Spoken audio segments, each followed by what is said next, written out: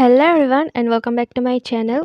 Episode 7 की starting वहीं से होती है जहां एपिसोड 6 एंड हुआ था। जी और चोंग खेल रहे थे और एक दूसरे के साथ बहुत मज़े करते हैं। अब नेक्स्ट डे जी के घर जाने का टाइम हो गया था। वो बाहर आती है अपना सामान लेके। शन और चोंग उसे एयरपोर्ट छोड़ने जाने वाले थे।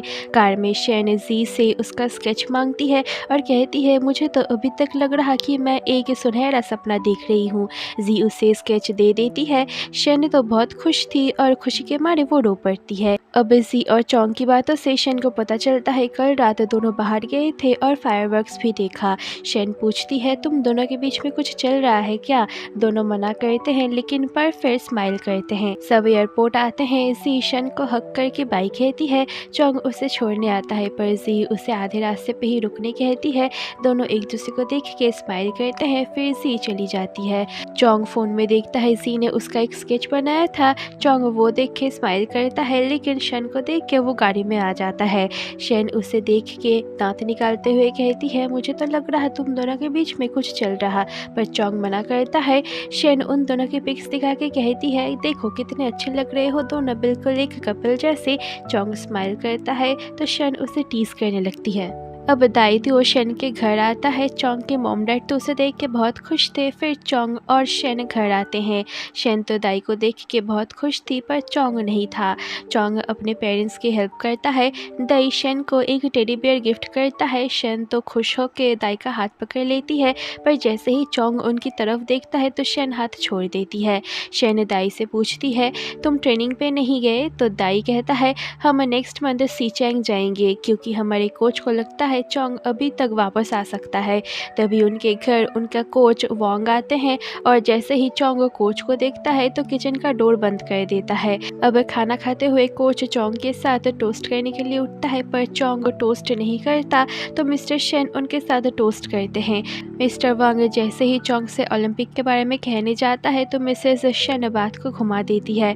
फिर जब चोंग से बात करने जाते हैं ओलंपिक के बारे में तो चोंग उठ के पानी पीने का बहाना बना के चला जाता है। दाई उसके पीछे आके उसको कहता है तुम कोच की बात क्यों नहीं सुन रहे हो। पर चोंग कोई रिप्लाई नहीं देता। अब उनके घर जाने के टाइम कोच बहुत ड्रंक हो गए थे और उस हालत में भी वो बस यही बोल रहे थे कि चोंग वापस आ जाओ, हम सबको तुम्हारी ज़रूरत है। चोंग दाई को कहता है इन्हें सेफली घर छोड़ देना। दाई कहता है तुम्हें कहने की ज़रूरत नहीं है, बस तुम ये मत भूलना कि इस इंसान ने तुम्हारे लिए क्या किया है। फिर दोनों चले जाते हैं। मिसेस शन चोंग से पूछती है कि तुम सीचेंग कब जा रहे हो। चोंग कहता है कल। चोंग अपनी मॉम को कहता है कि आप ज़्यादा टेंशन मत लो। तो मिसेस शन कहती है जो भी करना बस सेफ रहना। चोंग हाँ कहता है। दाई और कोच जा रहे थे। दाई शन को देखता है और शन उसे हार्ट बना के देती है पर दाई कोच की हालत दिखाता है तो शन अपने हार्ट को अलग कर देती है। दाई कोच को छोड़ के उसके लिए हार्ट बनाता है और कोच गिर जाता है। फिर दाई उन्हें उठा के शन को बाई करके वहाँ से चला जाता है। शन अब पास्ट सोचती है। 5 साल पहले स्कूल में सब बास्केटबॉल खेल रहे थे पर शन उन्हें देखने के अलावा और कुछ नहीं कर सकती थी। तभी वो दाई से टकराती है और दाई को देख के भाग जाती है। शन चोंग से मिलने जाती है तो दाई कहता है तुम्हें नहीं लगता तुमको प्रोस्थेसिस लेग ट्राई करनी चाहिए। शन पूछती है क्या वो मेरे लिए ठीक रहेगा। दाई कहता है इस तरह बैठे रहने से तुम्हारे मसल्स और कमज़ोर हो जाएंगे। शन इस बारे में सोचती है और रात में चोंग को मैसेज करती है कि मैं प्रोस्थेसिस लेग ट्राई करना चाहती हूँ। ये देख के चोंग स्माइल करता है और कोच से पूछता है बेसन कंपटीशन में प्राइस मनी कितनी है। कोच कहता है बहुत। तो अब चोंग कंपटीशन जीतने के लिए दिन रात मेहनत करता है, प्रैक्टिस करता है और शन को भी दाई ट्रेनिंग कराने में हेल्प करता है। अब उसी कंपटीशन में चोंग का एक्सीडेंट हो जाता है। उसकी सर्जरी तो अच्छे से हो गया था। शन दाई को कहती है मुझे और प्रोस्थेसिस लेग नहीं चाहिए। दाई कहता है क्यों। शन कहती है मैं और कभी स्की नहीं कर पाऊंगी और आज मेरी वजह से चोंग की ये हालत है। इस तरफ चोंग अपने पैर ठीक कर रहा था। उसकी मॉम उसके डैड को कहते हैं अगर फिर से कुछ हुआ तो मैं जी नहीं पाऊंगी। मिसेस शन रोने लगती है और चोंग भी ये देख लेता है। चोंग अब कोच को अपना रिटायरमेंट एप्लीकेशन देता है। कोच तो उस पर बहुत गुस्सा करता है पर चोंग चला जाता है और उसको दिल पे पत्थर रख के ये सब छोड़ना पड़ता है। इधर जी नैनचैंग एयरपोर्ट पे थी। नैन उसे मैसेज करके वहाँ वार्निंग देती है कि इमिंग तुमको लेने गया है।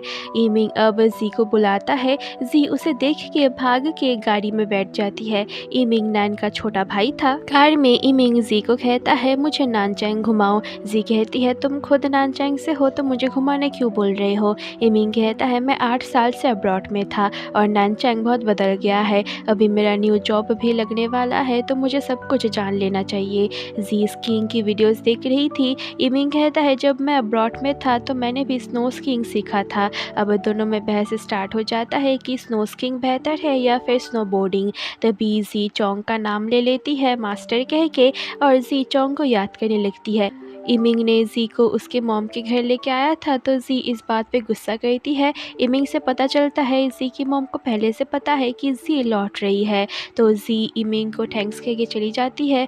जी घर आती है। मिसेस वी उसे बुलाती है और कहती है स्कीइंग और पेंटिंग के अलावा तुम कुछ और सीरियस क्यों नहीं करती और अब जब तुम घर आ गई हो तो बाहर मत जाना। जी हाँ कहती है। अब जी अपनी कुछ पुरानी डायरीज निकाल के पास्ट सोचती है। उसके मॉम के पास उसके लिए कभी भी टाइम नहीं था। वो अपने नैनी के पास ही रही थी।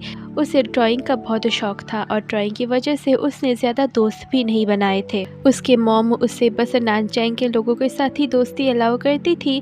जी थी तो एक प्रिंसेस बट उसकी मॉम उसकी लाइफ को कंट्रोल करती थी। अब इधर नान के पास उसका भाई यानी इमिंग आता है।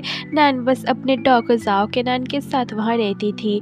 इमिंग उसे पूछता है जब तुम और जी स्कीइंग करने गए थे तब क्या जी किसी मास्टर से मिली थी। नान हाँ कहता है। इमिंग पूछता है वो क्या मेरे से बेहतर है। नान पूछती है तुम अभी तक जी को लेके सीरियस हो। इमिंग कहता है हाँ जब से मैंने उसे पहली बार देखा है तब से वो मेरे दिल और दिमाग में रह गई है। इमिंग अब जी के मास्टर के बारे में बताने के लिए नान को फोर्स करती है पर नान जैसे ही जाओ के आन को बुलाती है तो इमिंग डर जाता है। इधर शन के पास चोंग आता है और कहता है कल मैं सीचेंग जा रहा हूँ, अपना ख्याल रखना और अपने जॉब पर फोकस करना और जाई की हर बात मानना। शन हंस के कहती है हम फैमिली है और मैं तुम्हारी शक्ल देख के बता सकती हूँ कि फाइनली तुम किसी को प्यार करने लगी हो। तो चोंग डिस्गस्टिंग बोल के चला जाता है। इधर जी चोंग की चैट मूवमेंट देख रही थी और यहीं पर एपिसोड 7 एंड हो जाता है। होप कि आप लोगों को वीडियो अच्छी लगी हो, सो प्लीज़ वीडियो को लाइक करके चैनल को सब्सक्राइब कर देना। मिलते हैं आपसे नेक्स्ट वीडियो में, तब तक के लिए बाय बाय।